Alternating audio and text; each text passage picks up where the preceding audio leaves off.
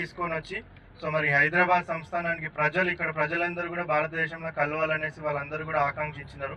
మరి ఆ కళ నెరవేరే విధంగా సో వాళ్ళందరూ కూడా సహకారం ఇచ్చే విధంగా మరి హైదరాబాద్ యూనియన్ని కూడా భారత యూనియన్లో విలీనం చేయడానికి ఆయన ఒక గొప్ప పాత్ర పోషించడం జరిగింది.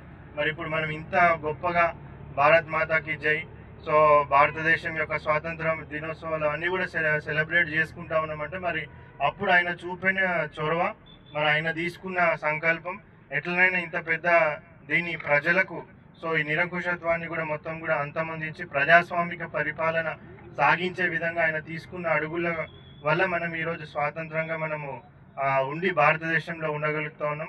మట్టు కూడా మేము స్వతంత్రంగానే ఉండాలనేసి అనుకుంటా ఉన్నాం అని కూడా చాలామంది అప్పుడు ఆలోచన చేయడం జరిగింది. మరి అటువంటి రాజులను వాళ్ళందరినీ కూడా కూర్చోబెట్టి మాట్లాడి సో వాళ్ళందరినీ కూడా ఒప్పించి సో వాళ్ళందరినీ కూడా మొత్తం దారిలోకి తీసుకొని వచ్చి అందరినీ కూడా భారత యూనియన్లో సుమారుగా 500 పైచిలకు రాజ్యాలను అన్నింటినీ కూడా భారత యూనియన్లో విలీనం చేయడం జరిగింది.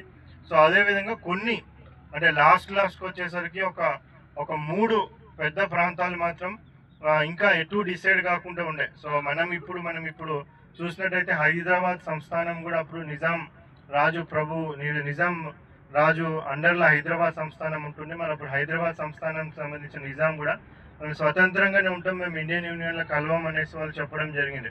మరి మనం చెప్పుకోవచ్చు ఎస్పెషల్లీ మహాత్మా గాంధీ గారికి సో అత్యంత సన్నిహితుడు, అదేవిధంగా అత్యంత ఆప్తమైన మిత్రుడు అంటే సర్దార్ వల్లభాయ్ పటేల్ అని కూడా మనం చెప్పుకోవచ్చు. మనకు ఎప్పుడైతే స్వాతంత్రం వచ్చిందో మరి స్వాతంత్రం వచ్చినప్పుడు సో మొదటిగా ప్రభుత్వం ఏదైతే ఏర్పడిందో మరి ఆ మొదటి ప్రభుత్వంలో ఆయన ఫస్ట్ హోమ్ మినిస్టర్గా ఆయన బాధ్యతలు తీసుకోవడం జరిగింది. మరి అప్పుడు బాధ్యతలు తీసుకున్నప్పుడు సో చాలా ఛాలెంజెస్ కూడా అప్పుడు ఫేస్ చేయాల్సిన అవసరం ఉండే. అంటే మొత్తం మనము భారతదేశం తీసుకున్నట్టయితే అప్పుడప్పుడే పార్టీషన్ జరగడం జరిగింది.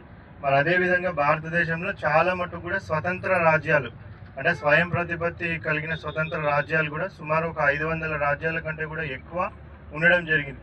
సో అప్పుడు బ్రిటిష్ గవర్నమెంట్ ఏదైతే మనకి స్వాతంత్రం ఇచ్చిందో అప్పుడు ఈ స్వతంత్రంగా ఉన్న రాజులకు అందరికి కూడా వాళ్ళకి ఒక 3 ఆప్షన్స్ ఇవ్వడం జరిగింది.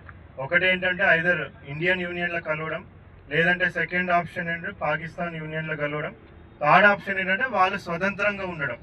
అదే చాలా మటుకు కూడా రాజులు సో ఎవరు కూడా వాళ్ళు స్టార్టింగ్లో ఈ 500 పైచిలుకు సంస్థానాలకు ఎవరైతే రాజులు ఉన్నారో వాళ్ళ సోదరి భావంగా మెలగడమే కాకుండా జాతీయ సమైక్యతను మనం అందరం కూడా కాపాడాలని మరి ఇక్కడికి వచ్చి ఇంత ఈ యూనిటీ రన్లా పార్టిసిపేట్ చేసిన మరి ఇక్కడ వచ్చిన పిల్లలకు, యువతకు, టీచర్